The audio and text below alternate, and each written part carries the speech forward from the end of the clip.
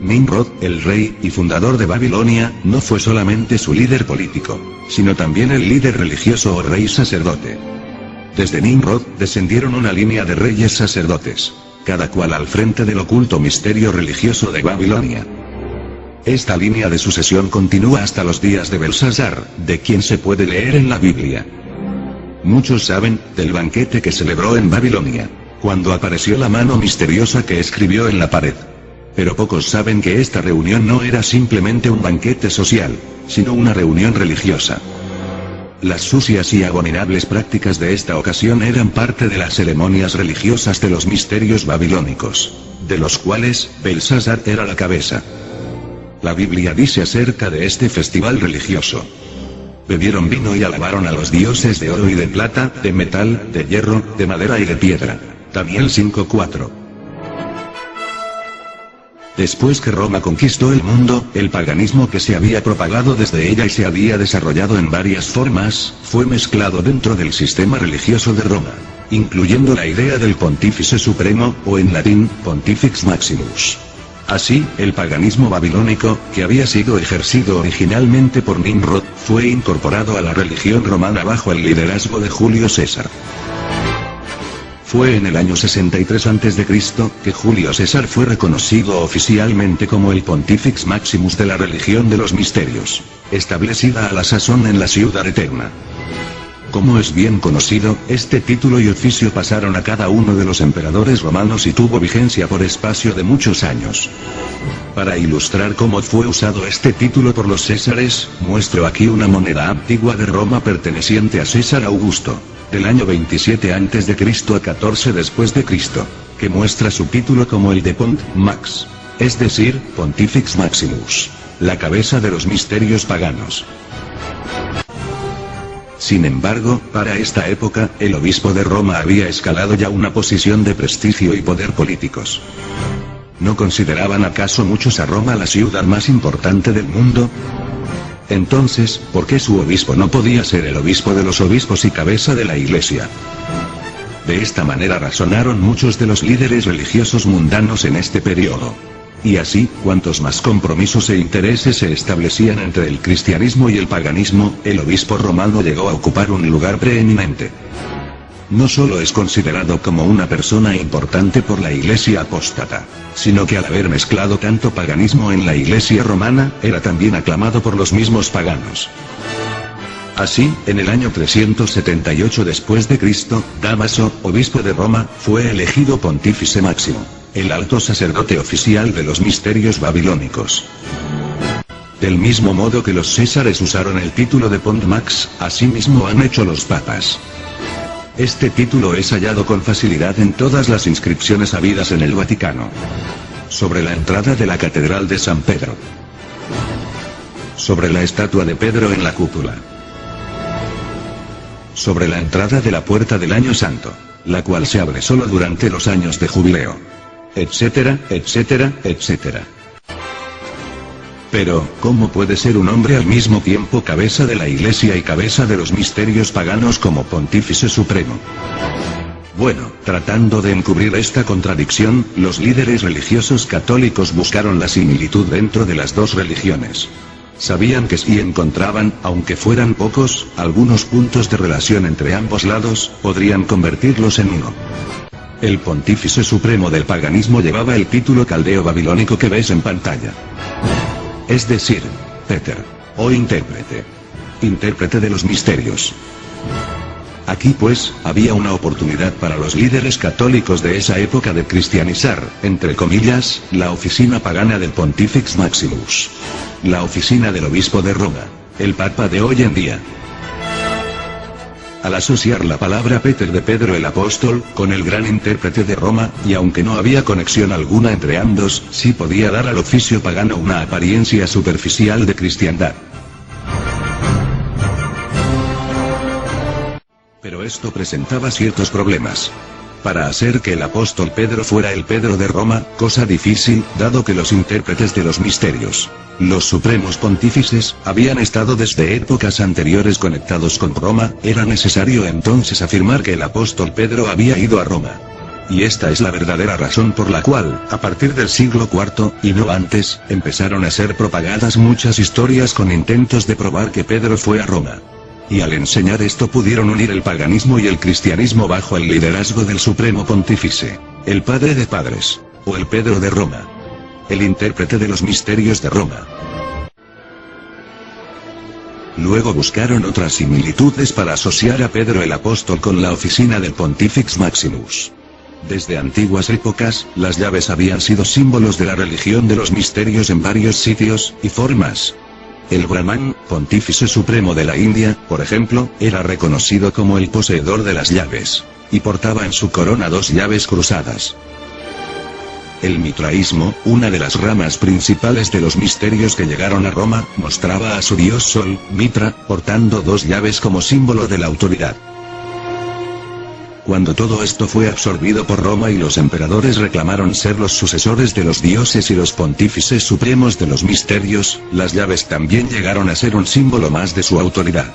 De manera que cuando el obispo de Roma, el Papa, llegó a ser el supremo pontífice, por el año 378 después de Cristo, automáticamente pasó a poseer las llaves míticas. Nuevamente, líderes apóstatas de la Iglesia vieron una oportunidad de mezclar a Pedro dentro de la historia. ¿Acaso no le había dicho Jesús a Pedro? Y a ti te daré las llaves del reino de los cielos. Mateo 16:19.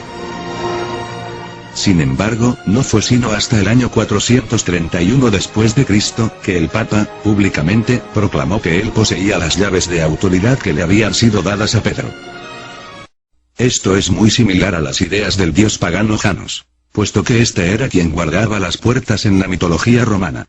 Janos, con llave en mano, aparece en el grabado que ves en pantalla con 2 caras, una de apariencia joven y la otra de viejo, aludiendo al mito de que Nimrod viejo, encarnó en Tamuz joven. Las llaves que dio Jesucristo a Pedro no fueron llaves materiales para una puerta material. La llave fue dada a Pedro y a todos los demás discípulos que el Señor envió a predicar el mensaje del Evangelio. Y a través de esta predicación del Evangelio que les fue dado, podrían los hombres ser salvos y tener entrada en el glorioso reino de Dios.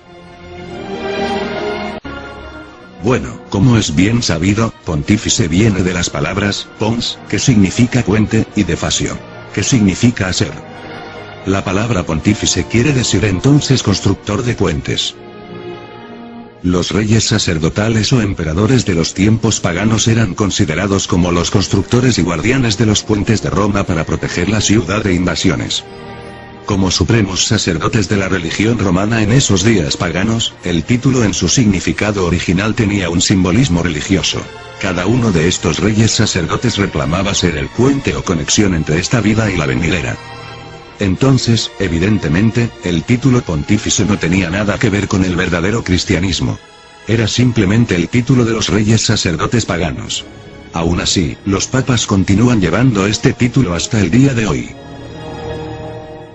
La tiara que usan los papas, aunque decorada en formas diferentes y de diferentes edades, es idéntica en su forma a la usada por los dioses, que se muestran en las viejas tablas paganas de Asiria. La mitra usada por los papas y algunas veces por los cardenales y obispos tiene aún un origen más interesante. En el famoso cuadro de Rubens podemos ver la ilustración de Teodosio y Ambrosio del siglo IV. Noten la forma del ornamento que usa Ambrosio.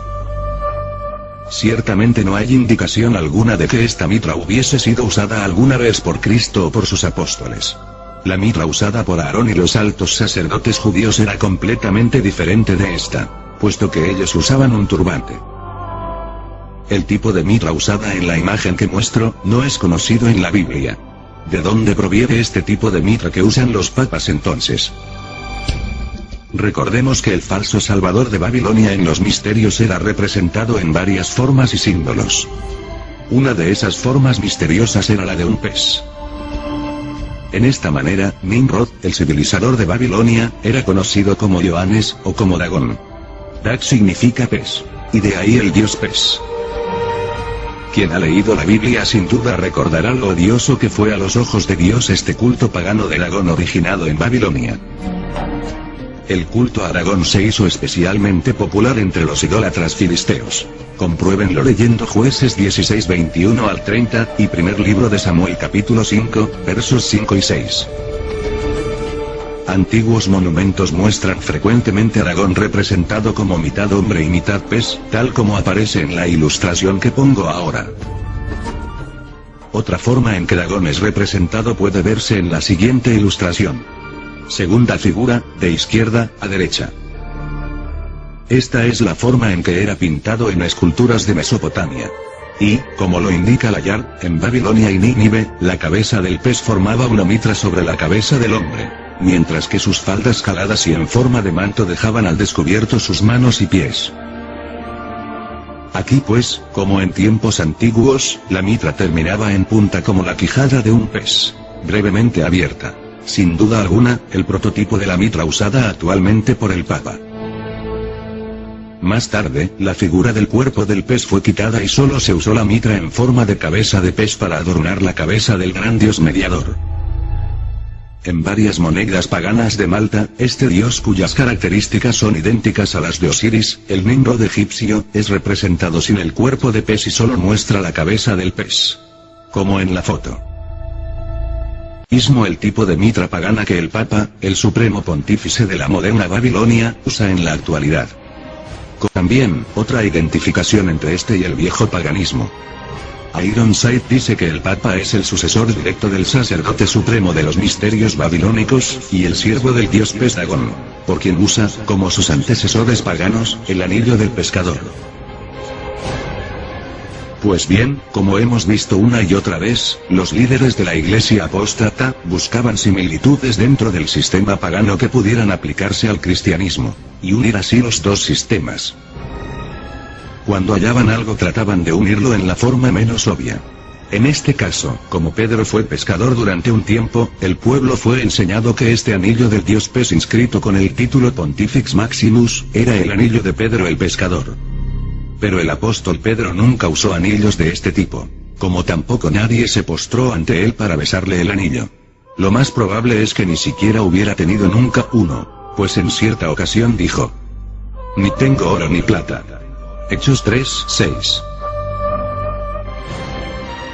Hace muchos siglos, se halló en Roma una estatua del dios pagano Júpiter. La grandiosa estatua de bronce fue alterada y se la nombró como de San Pedro. Hasta hoy en día, la estatua es vista con profunda veneración. Tanto es así, que el pie de la estatua ha sido besado tantas veces por los devotos feligreses, que los dedos de esta están gastados casi por completo. La siguiente fotografía muestra al fallecido Papa Juan XXIII acercándose a besar la estatua, la cual fue ataviada con lujosas vestiduras y puesta sobre su cabeza una corona papal para esa ocasión. Esta práctica de besar a un ídolo o estatua es de origen pagano, el mismo paganismo condenado por la Biblia. ¿Pero qué dice la Biblia acerca de esto? En los días de Elías, multitudes se habían arrodillado ante Baal y le habían besado. Idéntico rito sobre el cual estamos hablando. Y yo, dijo Dios, haré que queden en Israel 7000, todas rodillas que no se arrodillaron ante Baal y bocas que no le besaron. Primer libro de Reyes capítulo 19 verso 18. Arrodillarse y besar a un ídolo era parte del culto a Baal. Así como los ritos de besar un ídolo fueron adoptados del paganismo, en la religión católica romana lo fue la costumbre de llevar en andas a las imágenes en procesiones religiosas que son puramente paganas en su origen, y forman parte importante de las ceremonias católicas. ¿Pero qué dice la Biblia acerca de esta práctica? La Biblia nos indica la pérdida de tiempo de aquellos que piensan que algo bueno puede venir de los ídolos, objetos tan faltos de poder que tienen que ser cargados. Lo echan sobre los hombros, lo llevan y lo sientan en su lugar, y allí se está y no se mueve de su sitio. Le dan voces y tampoco responde, ni los libra de la tribulación. Isaías capítulo 46, versos 6 y 7.